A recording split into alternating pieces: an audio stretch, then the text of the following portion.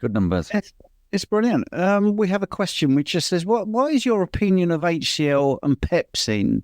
It does say in this group, but I'm going to broaden it out. I've started taking it this week to help with stomach upsets, and it appears to be working. What do you think of those two supplements? I had a similar conversation today. My thoughts are that using them is just going to slow down the body's natural ability. But somebody who has used them and uses them regularly with clients has informed me with good consent and authority that they do work. They allow the body to. So my thought process is, if we are using a supplement in order to achieve a reaction, then the body down-regulates its ability to do so.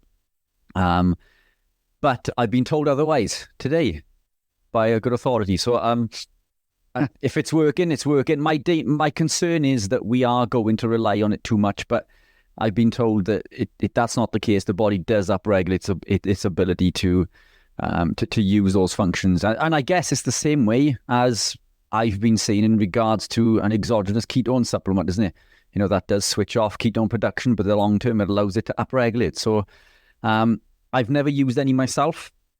I've had very few clients who have used any HCl or pepsin for any reason. But yeah, if it's working, it's working. Yeah, I mean, this is a big bugbear of mine because what's happening now is clinical experience, and it is being ignored too much in the mainstream. So that's carnivores, isn't it? People are doing a certain way of eating and it's being ignored, even though it's self-evident it's helping lots of people. So, it works both ways. If someone says to me, I've added avocados and it's been a game changer, then I'm not going to say, well, that's rubbish, because that's clinical experience. It's worked. So, right, we've got a question. Has anyone heard of this product? My sister asked me about this today. I am trying to get her to stop taking Ozempic, which is sort of the weight loss drug. And the product is, it's basically the C15.0 essential fatty acid. Have you heard of it, Rich? No, Ozempic, yes. But it's, you've probably got way more experience in this than I have, I'm guessing. Well, yeah, the problem is the reason people haven't heard of it is because all it is an odd chain fatty acid, which is the C15 part. The 15 bit is showing you how many carbons, and it's just another way of selling something. If you want odd chain fatty acids, then you just have some dairy. Really is that simple. And actually, that's one of the mechanisms that dairy has to put weight on you. Odd chain fatty acids, what happens is when they break down the carbons, there ends up with a 3-carbon fragment, because it's an odd chain, and the liver absolutely loves making glucose out of odd fragments like that. So that is the mechanism for some people why dairy puts weight on you. But Ozempic, you lose a lot of muscle as well as body fat. You lose it off your face as well. So there's now a thing called Ozempic face. That's not something I would recommend. So anyway, we can go to the messages in the chat, and then young Matthew's got his hand up. We'll do the chat messages first, if that's okay. Josh and Lucy, welcome. And it's a very long question. Anyway, I did a 44-hour detox fast on the 1st of January, and straight after that, I tried carnivore January. However, it didn't last too long, 10 days, and I slowly transitioned back to my old ways of eating roast potatoes, finishing off the kids' meals and the odd chocolate. In February, I suffered a 4-hour vertigo attack, which was horrendous, and subsequently was diagnosed with Meniere's disease. Leading up to this point, I had been experiencing issues with my left ear, tinnitus, stroke feeling of fullness. This led me to take diet more seriously, and decided to do a 72-hour fast in April to try and help with the symptoms. Since this fast, I've not had a period, 3 months now, and up until this point, I had a regular cycle. I'm not sure whether it is the 72-hour fast, the Meniere's, or the new diet that has knocked all my hormones out of whack. I'm 34. I don't think I'm premenopausal. Have you had any experience with fasting, carnivore diet, and women losing their cycle? Yes. I did actually answer this on the Skool, by the way, but I wanted Richard also to answer it. I would just say what I said on Skool. I haven't had experience of people losing their cycle on the carnivore diet, but I certainly have had experience with women losing their cycle fasting. It's normally undereating that stops that. And it's normally a nutrient in particular. I'm not saying there is a magic nutrient, by the way. It's a nutrient that that person is deficient of. So whatever that may be, let's say it's leucine. I'm not saying it is, but it could be. It's all the precursors to all the hormones. It could be cholesterol, simple as that, which is such a precursor to everything. But yeah, experienced it with fasting. And normally, how do people resolve it? They don't fast. They just go back to eating their normal pattern. That doesn't mean you've got to not fast ever, but that would be my take. But I'm dying to hear Richard's take. I do have to just make sure my dog's all right, so I'm going to leave the screen. But I am listening, Rich, when I get back. Okay. Please. Yeah, I completely agree. This is a big bugbear of mine at the moment in regards to the lifestyle that we live. Many gravitate into this and do prolonged periods of fasting. Now, fasting is fantastic if your body is okay with it. Now, the big thing with fasting, it sort of came onto the scene in regards to weight loss, weight management, which it does do. And it isn't just because you're not eating, because we've seen through scientific research that if you were to consume the same caloric value over the period of a day or two, but you were fasted for 16, 18, 20 hours and so on and so forth, that this does increase metabolic rate and allows us to burn more energy. And it does so through a number of reasons. It's mainly to do with the elicitation of insulin and the body's ability not to activate lipoprotein lipase, which is going to break the bonds on the glycerol backbone and send fatty acids into the fat cell. Plus the fact we're not consuming the compounds like the lectins, which are binding to these receptor sites and increasing further fat loss. But the main reason we fast is for autophagy. And for anyone who doesn't know what autophagy is, it is cellular repair and regeneration. The body takes old, sick, dying cells, it recycles them into new, younger, stronger, fitter, faster cells. And that's fantastic. This is something that we do not achieve on a standard lifestyle. At least not at an adequate amount. And the reason for this is we're told to eat little and often. And when we eat little and often, we're constantly in this activation of mTOR.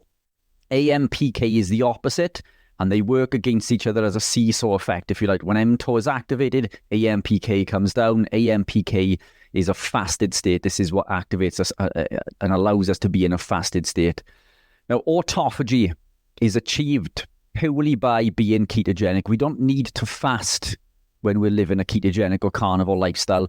Just living this lifestyle will activate this pathway. So somebody who is on carbohydrate and lots of carbohydrate would need to not eat to elicit this response.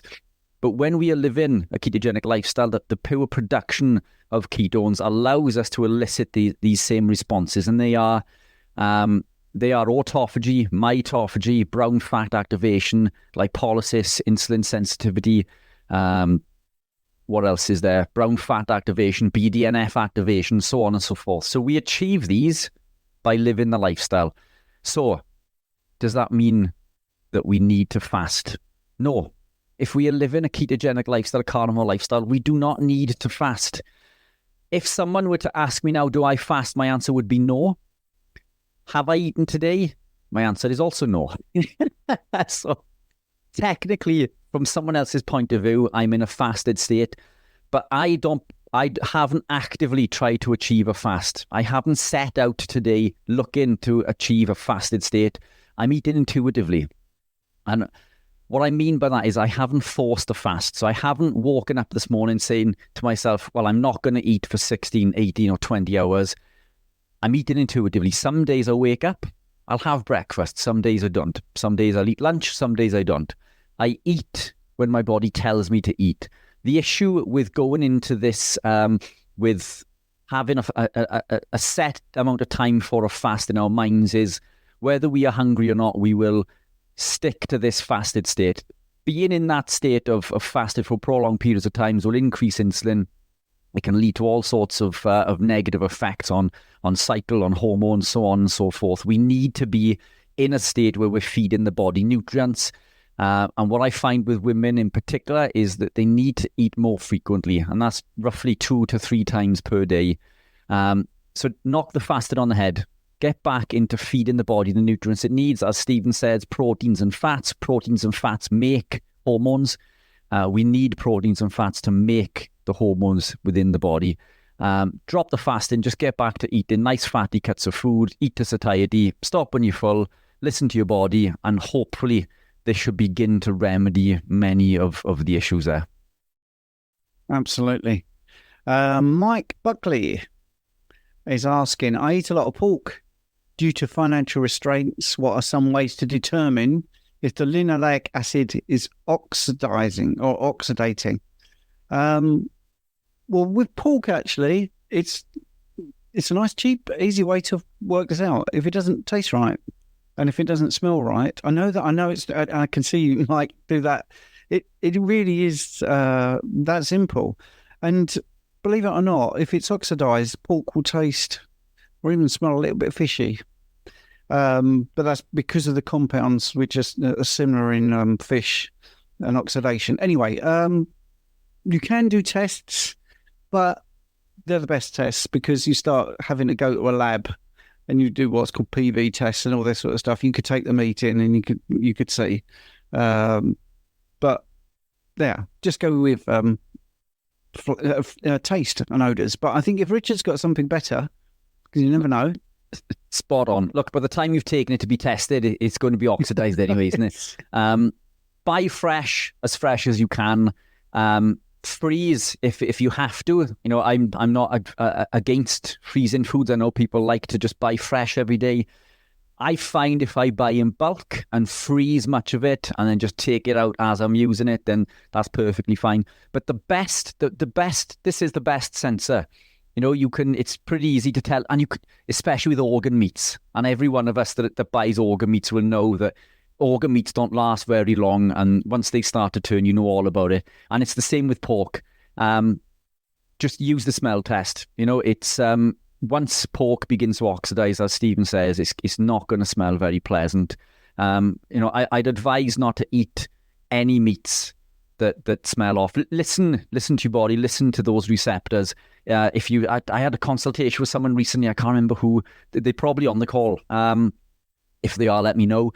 They were eating a piece of beef, and most of it was okay. And they came across a part that just didn't taste right, and it was right on the edge where it just started to turn bad and become oxidized. Meat, when it's stored against other meats, like, you know, when you pack meat, you know, when you've sliced meats and you store it, pack them, it begins to degrade very quickly.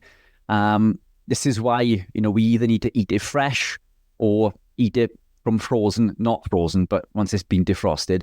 But the smell test, definitely, the smell test this is why we have all these receptors, you know. Now, pork is high in linoleic acid. It's about 20 times higher, 10 to 20 times higher than beef. Is it a problem?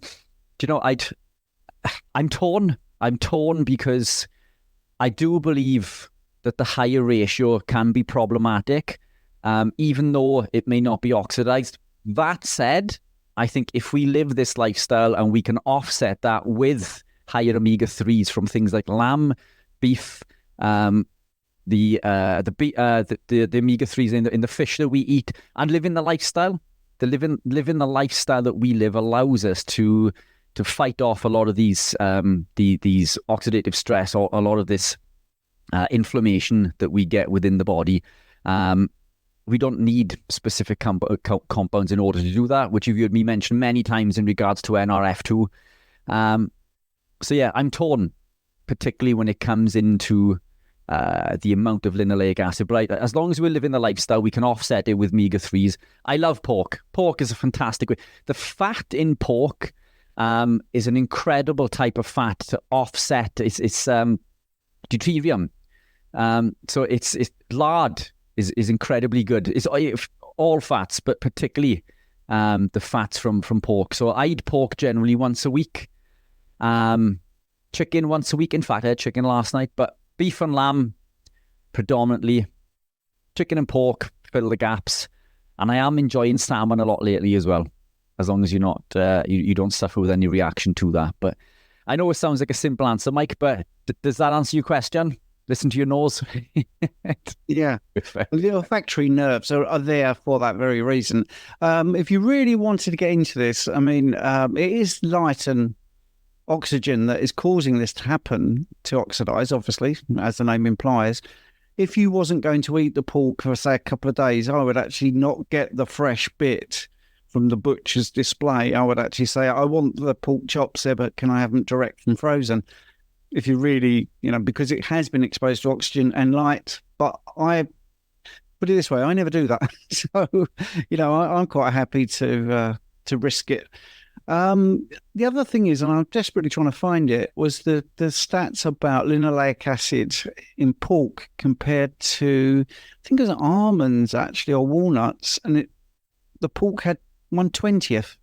Yeah, a handful of almonds, and so I think it isn't as bad as we sort of believe, right? Sorry, Steve, just to add to that, I'm always inclined to linoleic acid from meat is very different from the linoleic acid we find in vegetable oils because it's found in as CLA, conjugated linoleic acid. Yeah. When it's found in seed oils, it's linoleic acid. They're not the same thing.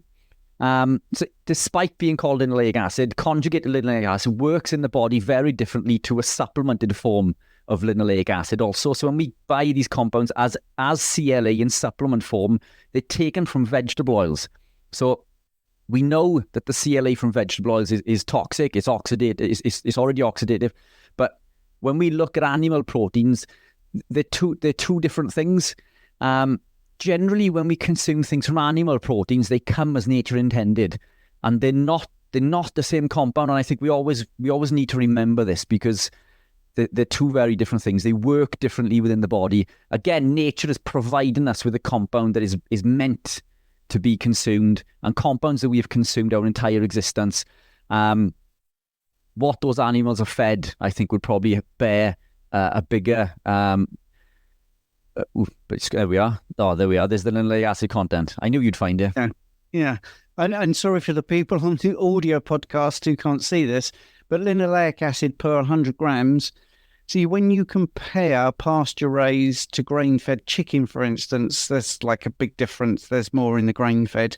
But if you put those two numbers next to walnuts, walnuts is something like, what would you say, 30 times more linoleic acid per 100 grams than either type of those chickens. So, even the animal proteins that have linoleic acid in are nowhere near as bad as walnuts. But anyway, it's a great question. You see, it opens up so many different things to look at. I thought that was great. Right. Matthew's saying, we love you blabbering on. I'm assuming he's talking about you, Richard. Right. You do a good enough job, Steve, also. Right.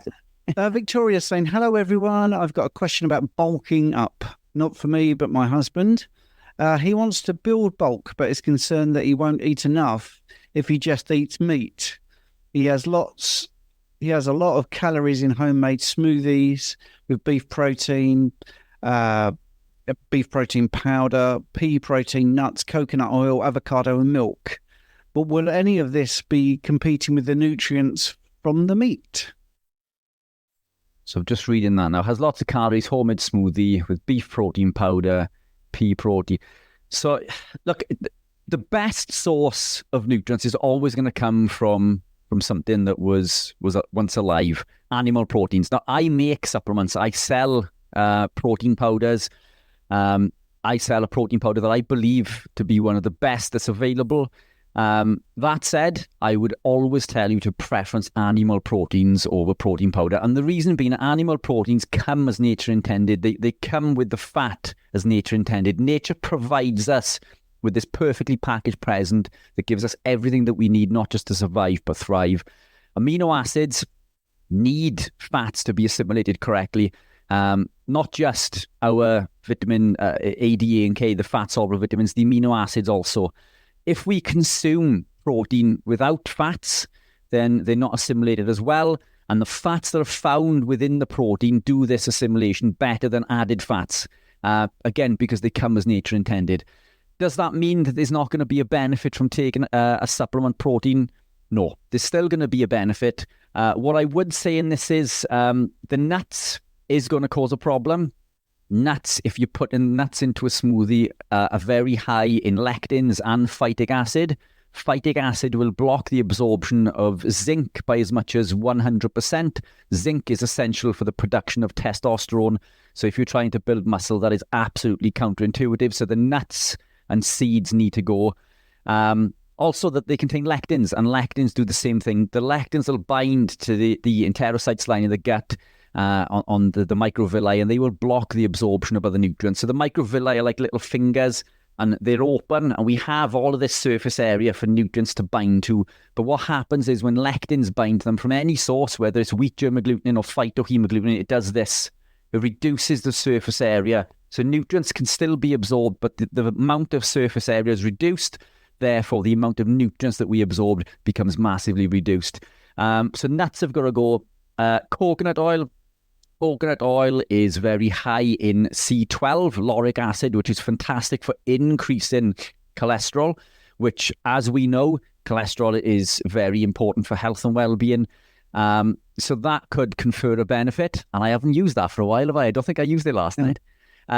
So coconut oil could confer a benefit in that aspect.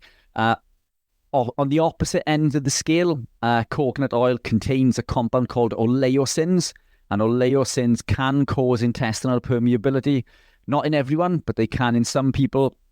This is why MCT oils are usually preferenced, whether it's a C8 or whether it's a blend of C8, C10 and C12. But I'm not adverse to coconut oil. I've recently just ordered some myself for increasing my cholesterol. Avocado oil, yeah, that's fine. That's right on the lower end of toxic plant compounds. Milk contains casein, so that is going to cause intestinal permeability, even if it's A2. But again, all of these things are individual. I don't consume milk of any source, even A2. A2, as we know from testing done with a Maasai and the Akikuyu, that it can still cause intestinal permeability. So it doesn't matter whether it's A1 or A2 or how unpasteurized it is. If you can be without milk, remove that. Just add water instead. Pea protein, it depends on whether it's an isolate form. If it's isolate, then it may be free of phytic acid and lectins. But pea protein, if it's not, can be incredibly high in phytic acid and lectins. Also, peas, in fact, are highly toxic to the human body.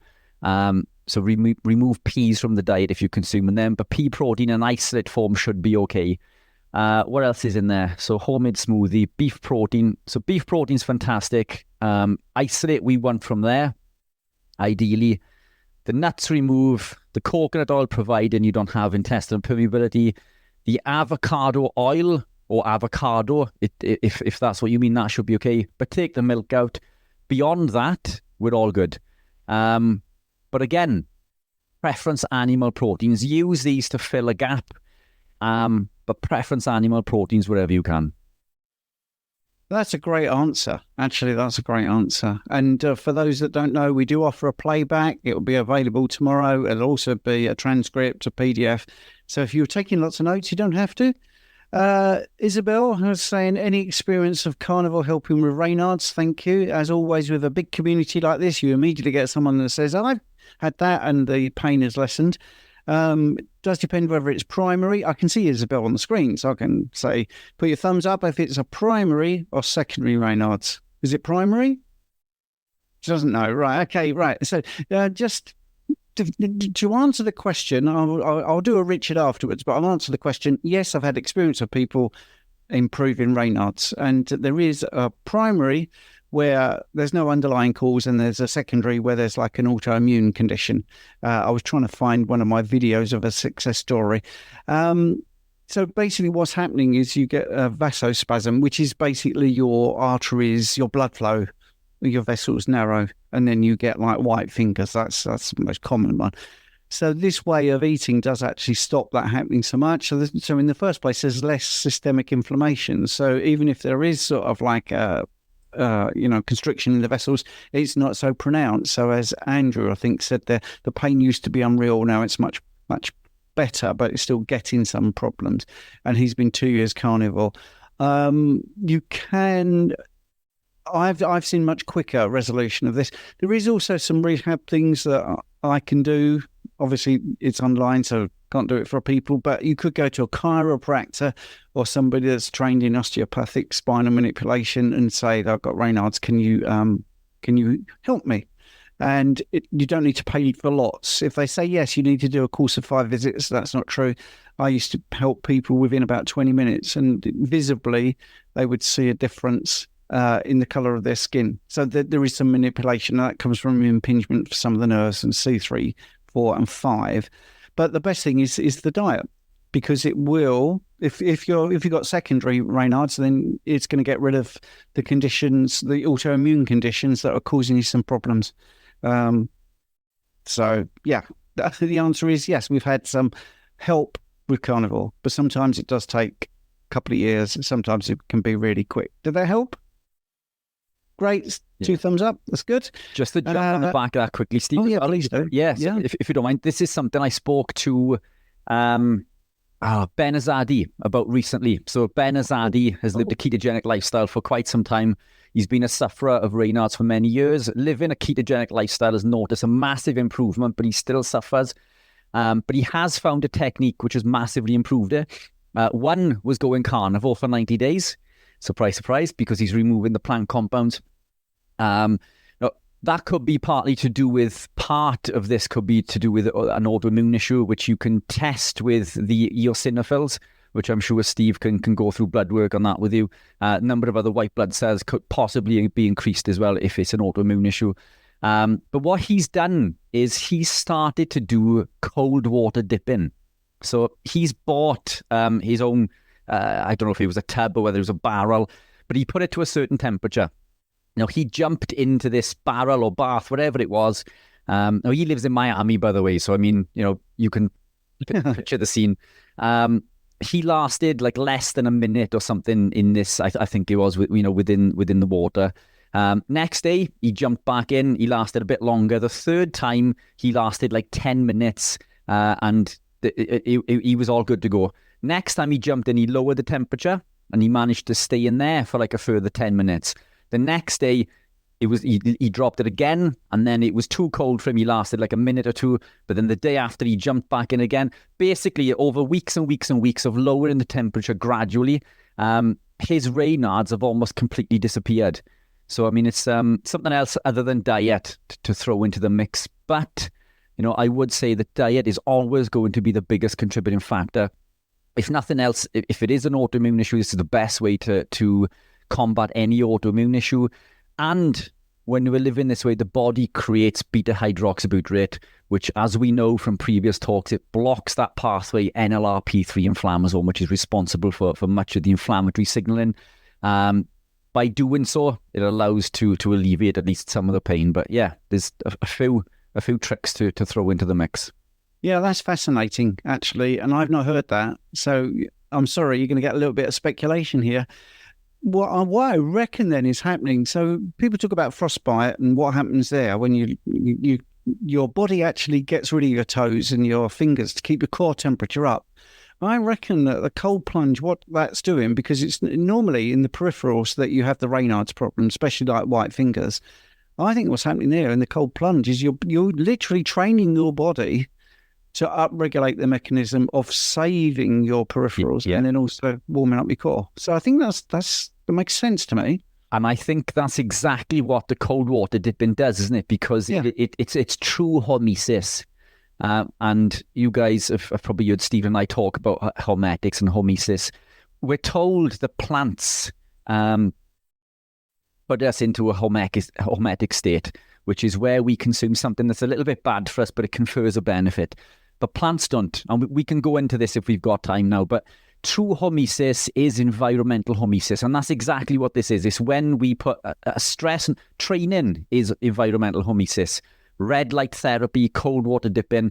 And I believe, I think you're right, Steve. We're upregulating the body's ability to increase the pathways and enable us to combat said problem. Whereas eating it through plants, which is called molecular hormesis, it doesn't work because of its elicitation of the NRF2 pathway, which is an oxidative stress pathway. This is why molecular hormesis and environmental hormesis are two different things. Yeah, absolutely. It's great. Andrew's put a comment in here, but I think it's worth mentioning because it's something, it may be a question piece, but I suffer with restless leg syndrome, not as bad on carnivore. The more fat I eat, the better I am. Do you find that you have clients that come to you with restless leg syndrome? Yeah, I mean, Andrew's been carnivore for quite some time. I would have expected a lot of these issues to have completely disappeared by now. There are a number of contributing factors, which I'll let you go into the details in regards to those. But it's for me, I used to suffer with severe restless legs until I gravitated into keto, and I don't get anything at all anymore now. So I'm surprised Andrew does, because I know Andrew is a long-term ketogenic or carnivore, ketonian. Well, I was going to throw something in. So normally the sort of culprits are stress, alcohol, caffeine, vigorous exercise where you've gone too far, lack of sleep in its own right can cause a problem, over-the-counter drugs and all that. That's the normal thing, and dairy as well can cause it. There is an unmentioned thing that also can contribute, and that's iron, actually. So you could, if you're still having restless leg syndrome and you've spoken to Rich and had all the coaching and you're doing everything you can, I would get a full iron panel done just to check that. I mean, one of the reasons I mentioned dairy there as the normal culprits is part of the reason I think dairy causes the problem is it inhibits your absorption of iron. So your serum iron might be okay. I think Rich and I spoke about this in a different scenario the other day.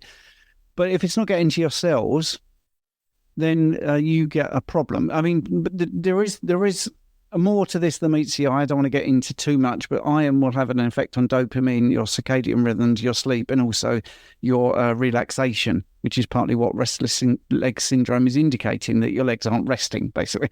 So if you have a total iron binding capacity reading, your iron saturation, transferring, ferritin, and serum iron, you might find that you're doing something that's inhibiting your iron absorption. So that's one I was going to say. Love it. And interestingly, it's funny you should mention dairy causing a problem, because dairy's high in calcium, and calcium blocks the absorption of iron. There you go. You see? It all locks in. Right. I'm not ignoring you, Matthew. I'm just doing the questions that were put up before your hand was up. But I think now... Matthew, we've got to the questions that were before you, so fire away, sir. You're still muted, Matt. Good evening, gents. Are we doing, man? Good evening. Yeah, good, thanks. How about for you? Yes, all good. All good. You? Excellent. Yeah, good, thank you. Yeah, just done a bicep workout at home just before the live, so yeah, I'm quite pumped up and really looking forward to carry on listening to this. So yeah. Fantastic. So right, I've done some research from last week about the Cornish sea salt from the Cornwall Sea. Unfortunately, it does contain microplastics, and so does Malden sea salt. So, it seems like Celtic sea salt is the only salt which is microplastic free.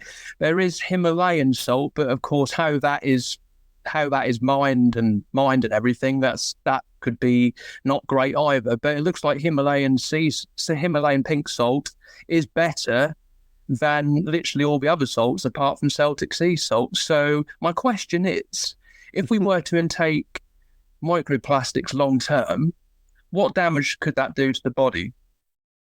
Do you know, I don't think we really know, because microplastics is relatively new in regards to compounds to the human body. But, you know, I would suggest that any compound that is not meant to be in the human body is going to cause problems long term. Maybe Steve's got some research, but it's microplastics, not something we would have consumed in nature. I completely agree. I think the Celtic sea salt, the brand that I stock, which is a third-party brand, which I don't make any money on, by the way. I don't make money on third-party brands, but it's the brand that I use. I'll pop a link in the chat now when Steve's chatting away. But it is certified microplastic free. It is tested. I was a big. I used to make, well, not make, but I used to stock my own brand of pink Himalayan, and I've stopped since I've discovered the research that you just mentioned in regards to the mining process and the way that the dynamite it can expose chemicals to the pink Himalayan, and how pink Himalayan is not organic. Which makes Celtic sea salt far more bioavailable. I've moved into a third-party brand, so I no longer stock my own pink Himalayan. I stock and use personally a very trusted brand that is microplastic-free, batch tested. So fantastic research. I mean, we laid that down as a mission last week, didn't we, to go away and see if those salts were microplastic-free. So I'm well impressed that you've... I think we need to give you a gold star. Oh, thank you. Absolutely. Have you got a follow-up question, or is that okay? No, that's fine. I was just wondering if I could just very quickly screen share something with you. That's why I said it. I knew you'd have something. Yeah, go on then. Is that all right? It's a hair pomade product. I used to always gel my hair as a teenager and into my early 20s, but since I learned about the toxic chemicals in them, I haven't really ever put anything in my hair again. I found something with about, I think it was 3 or 4 ingredients. So I just wondered if I could screen share it with you and just see what you think of the ingredients. Well, can I tell you something before you do that, Matthew? Yeah. My hair stays up, and I have a 2-ingredient thing. One of them is water and the other is salt. And that's it. I know, but I just wondering if people wanted to buy like a pomade, maybe like this is like the cleanest one they're going to find on the market. But I know your hair looks fantastic. Don't get me wrong. I think yours and Richard's styles are really cool. But you can screen share it if you'd like. Excellent.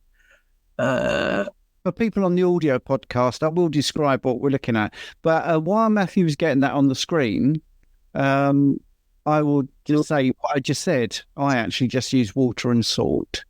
So are you sharing? Oh, hello. Is it? It's not that. It's this. There you go. Natural, chemical and fragrance-free, sensitive, medium to stronghold clay pomade, 50 gram, £7 and it's costing. And what's in it? It was £2.10 delivery, so it's only £9.10, so that's really, really cheap. So the ingredients are kaolin clay, organic beeswax, organic shea butter, and then it says a few drops of organic jojoba oil. Jojoba. Yeah. Jojoba oil. Mm-hmm. What do you think? Any of those ingredients bad or pretty safe in your opinion? Yeah, I think that's pretty clean. The saying is, don't put anything on your skin that you wouldn't put into your mouth. Some of those that I wouldn't, but in regards to compounds that are available for hair product, I think that's one of the cleanest ones I've seen. Yeah, apart from my one. Apart from Steve's, yeah. Yes, that's true. Thank you, Matthew.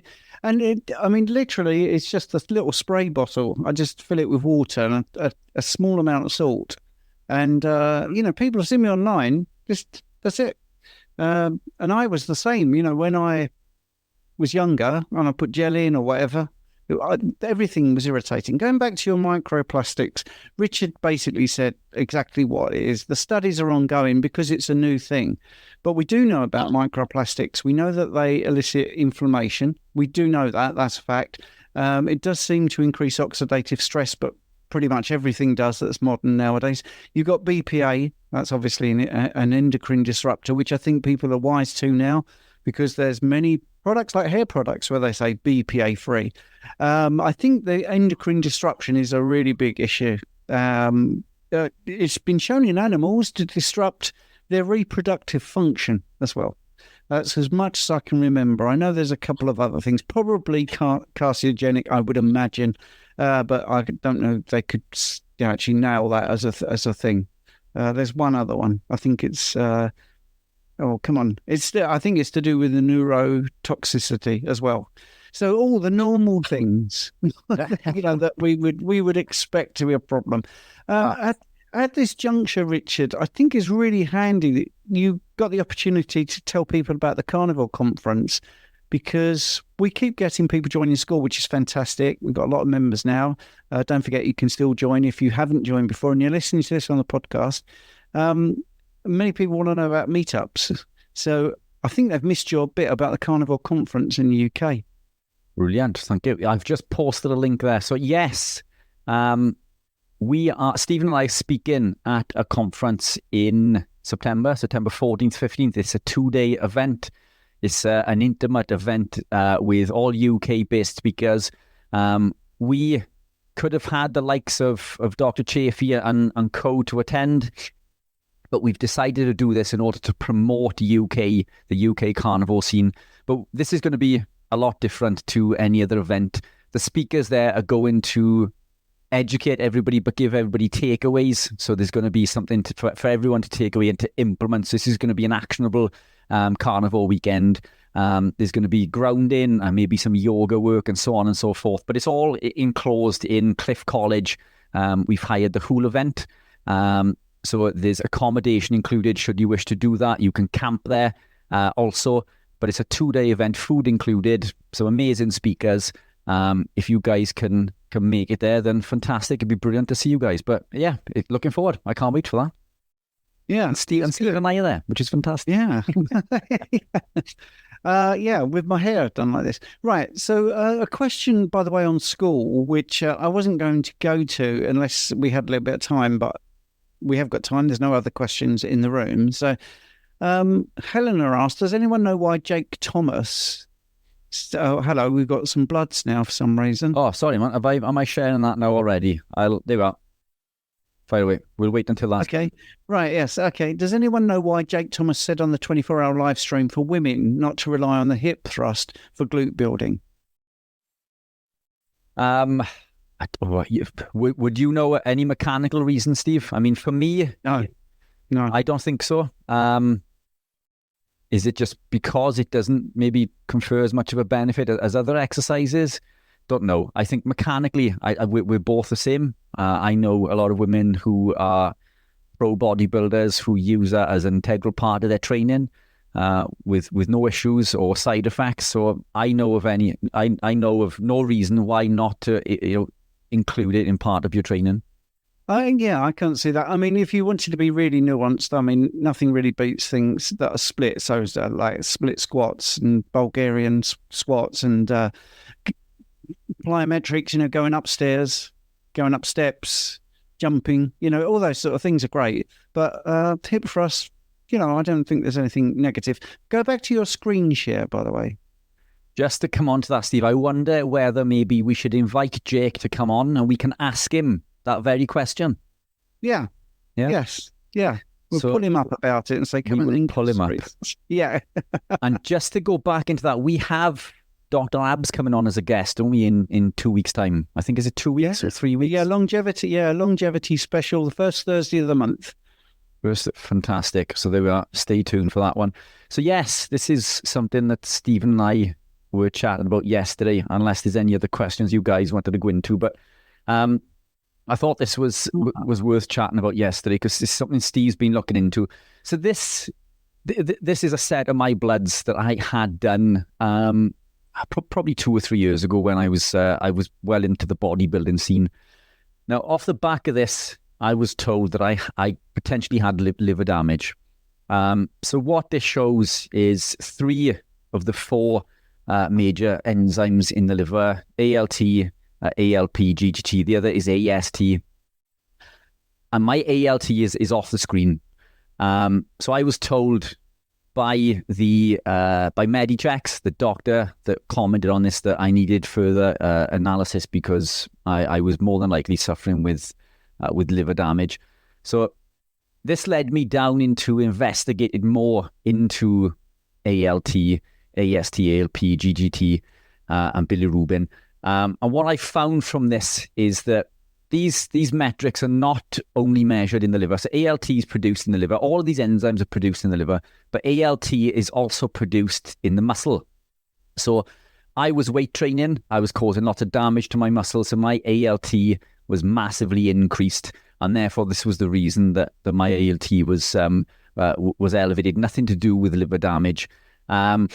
AST, which is another one. AST is found, I think, Steve, you're going to know better than me in regards to this, liver and the heart, I think, and ALP is the liver, but also found in the bile duct, isn't it, which helps assimilate bile acids and the production of the assimilation of amino acids.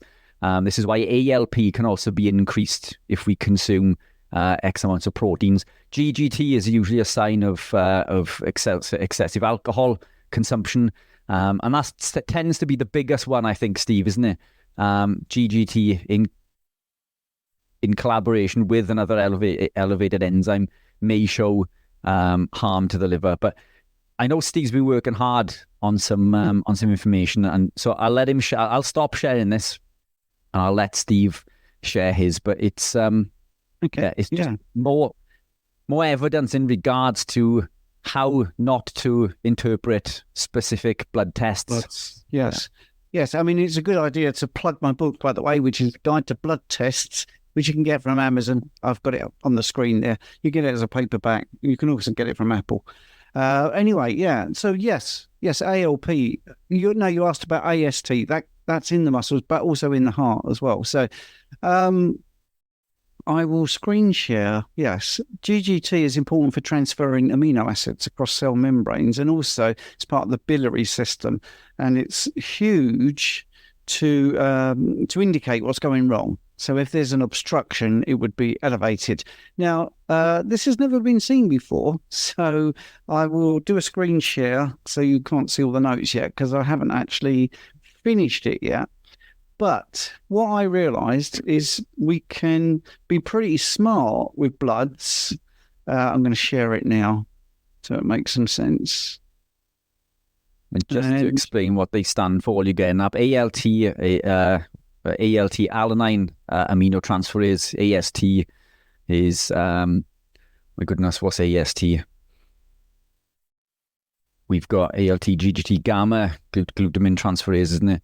ALP. What is ALP, Steve? I can't remember. It's alanine aminotransferase. AST is alanine, yeah. What's the other one? ALP is... alkaline phosphatase. Alkaline. That's it, yeah. Yeah, right. So let me just screen share, if you don't mind. I will do that now.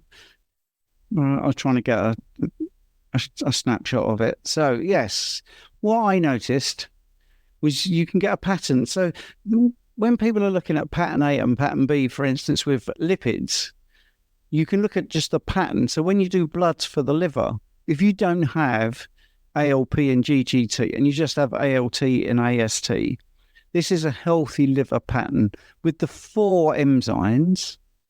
And if you can see, and sorry for the people on the audio, the viral hepatitis, the pattern is hugely different. And basically, the levels of AST and ALT are elevated. But if you look at GGT and ALP, they're also in a certain pattern, like a step-down pattern. So you could get all 4 of these. If you're worried about your liver, basically, you need to get AST, ALT, ALP, and GGT all done together. So cirrhosis of the liver has AST and ALT elevated. So does alcoholic fatty liver, and so does non-alcoholic fatty liver. So if you are told that you've got AST, ALT elevated, well, it could be all of these things if you don't have the other 2 measurements. But if someone said, well, you've got elevated AST, ALT, and also highly elevated GGT, that's possibly cirrhosis. If someone said, yes, but you've got elevated AST, ALT, and also imagine it is very elevated ALP and GGT about the same, then that's a fatty liver. So I've done these diagrams basically so you can see that we've got a pattern. I will do a proper video sort of saying I think this is a different way of looking at stuff. I'm going to thank Jonathan actually for getting on my case about some bloods, because I used a little bit of ChatGPT to rewrite something and then I added my own thoughts to it. And I think he thought that was cheating. Well, some of what they say on ChatGPT is correct. The only way it's good, though, is when you know when it isn't correct, and you can interrogate it, and then you add the bits or you rewrite the bits it's got wrong. And I thought, well, why don't I actually put this into a sort of a bite-sized picture, which is purely novel work. No one else has done it. No one else has ever done that, ever. And so there you go. That's the easiest way to diagnose liver diseases, from your bloods. It isn't in my book, but I will do a new book, basically, volume 2 with a bit more information in. But that's it, really. Fantastic. I'd have been working hard on that, haven't you? Well, yeah. I mean, one of the things is that, if you're doing bloods, and I don't know if I've got it actually, which I think people would find interesting, if I can find it, which is about the misinterpretation of thyroid stimulating hormone as well. So let me just see if I can find that. While you're doing that, I mean, bilirubin is another good metric to use, isn't it? Because it shouldn't be, that's produced from the breakdown of the red blood cells, but it shouldn't be found in the blood. The liver works hard to keep it in the blood. So if that's in the bloodstream, that's usually a sign of liver disease. And what else is there? Albumin. I think if albumin is low, that could be a sign of liver disease also. If it's also high in the urine. So a couple of other metrics to look at there. But I think the point to this is that we shouldn't rely on one metric. We need to look at all of the data. When I had those bloods done, not the doctor, but the doctor looking at those bloods was incredibly worried that I had severe liver disease. But I was super fit and healthy. I'd been living this lifestyle a long time, and I knew that there was nothing wrong. But that's just proof positive that it isn't just one metric that we need to look at. We need to look at everything in complex. Yeah, I've got this other thing to show you if people are interested.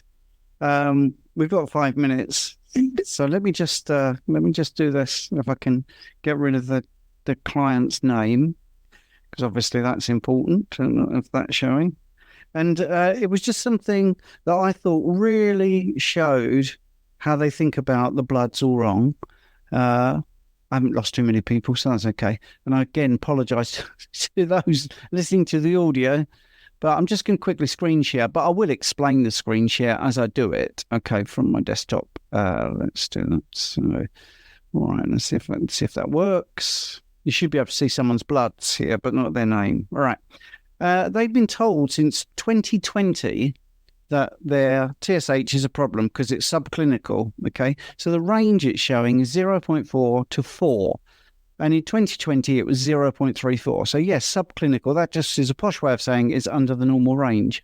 And in 2021, it was 0.33. Later on in 2021, it was 0.37. Then it went down to 0.13, 0.17, 0.27 in 2023 by the end of it. Now, if this was the thought experiment that I said to him, now, they're telling you that's no good, that's rubbish, but what is the point of thyroid stimulating hormone? Well, it's to produce or get your thyroid to produce T4, essentially. Well, look at the range of T4, and the range is 10 to 20. Now, in 2020, 4 years ago, it was producing 17 picomoles per litre, so that's 17. 16, 15, 17, 14, 15. So that's pretty much perfect. It's right within the range between 10 and 20. And I said, now, let's imagine you were the first person that ever had bloods taken. I would look at that over the last 4 years and I would say to myself, wow, this guy's T4 is right within range. Let's say we knew that range. And there's no clinical presentation, by the way, is absolutely fine. Therefore, the TSH I've just taken must be perfect. That's what I would suggest, because for 4 years, you've had these really, what we now call, a pejorative term, a low amount of TSH. Well, actually, for this person, it's perfect because it's doing exactly what it should do. And this is bloods all over. When you start looking at the context, keto, low carb, especially carnivore, the ranges make no sense. And then when you start talking about clinical experience, and this is the big bugbear that I've got, especially with the American Diabetes Association, we are well, not we, but everybody in the health profession is ignoring clinical experience and going with what they call evidence-based. Now, people think, well, evidence-based, that's got to be better. Actually, that just means government-funded surveys. It's not evidence of people and results. Clinical experience is people and results, and they're ignoring those. So this guy, for instance, it was great, and he said you can share this because I think it's really interesting. But hopefully you'll see what I mean when people say high or low, or this is high risk. Well, is it in the context of the way we're eating? Is that TSH subclinical? Well, yes, if you believe the ranges, but is it the right level? Yes, because it's enough to do what it needs to do. And that's how we need to start thinking about it. So that's my 2 penneth. Yeah, fantastic. And that's usually an indication also that everything is working the way that it should, isn't it? In regards to, when we look at insulin, for example, when insulin is low, we need less insulin to carry out said work. And it's the same with TSH. We need less TSH because thyroid hormone is doing its thing. And interestingly, and we've spoken about this recently, I think, Stephen, T3 becomes lower when we look at, but TSH also remains low, which means the body isn't trying to increase more production of T4 because it's created enough for the body to carry out all of its functions. But we use T3 to carry pyruvate through the pyruvate complex. Yes. Yeah. So it's when we're not consuming carbohydrates, we don't require pyruvate to do this. So there's less T3 required. So we always need to take a pinch of salt when we look at the bloods. I would strongly advise, if you do have any questions with bloods, get Steve to take a look. I use a company called Medichecks, and I've recently just ordered a big list of stuff to test. So it'll be interesting, and we'll put these, once I have the results, we'll get this on one of the lives and we can go through everything. And Steve can rip them apart then, because I'm hoping my cholesterol is still double figures, and it'd be interesting to see where my liver enzymes and kidney function and so on and so forth. I know kidney function is a big bugbear of Steve's in regards to the EGFR. Coming back to that quickly, Steve, I know you've touched base, and I know we're out of time. Just really quickly, what is the best metric to look at kidney function, if not EGFR? Cystatin C. There we are. Fantastic. Brilliant. Yeah. So EGFR, as Stephen's mentioned before, is estimated. Yes, which is what the little e stands for. But cystatin C is a direct measurement. But by the way, LDL is also a calculation, not a direct measurement. And also HbA1c is a calculation, not a direct measurement. And they are the 3 metrics that cause the most problem in this community. So there's a commonality there. It could just be coincidence. I'm going to leave with Matthew's question, which is, Stephen, are you releasing an audio book of your book, How to Be Carnivore, in the future? I am trying to do it. I'm trying to read it myself. My guide to blood tests is on Audible, but it's just me, so it's expensive to get a narrator. So my How to Be Carnivore book, which is there, I'm narrating myself. So that's a nightmare. But I hopefully get there. And wow, that's a great question. So thanks everyone for listening. I will stop the recording to the cloud now, and hopefully we will see you again. Thank you so much for listening to my podcast. I hope you enjoyed it. Your support means the absolute world to me. And if you're enjoying this show, I've got a small favour to ask you. I'd be incredibly grateful if you would consider becoming a supporter and make a small monthly donation. Your contribution will really help to improve the show.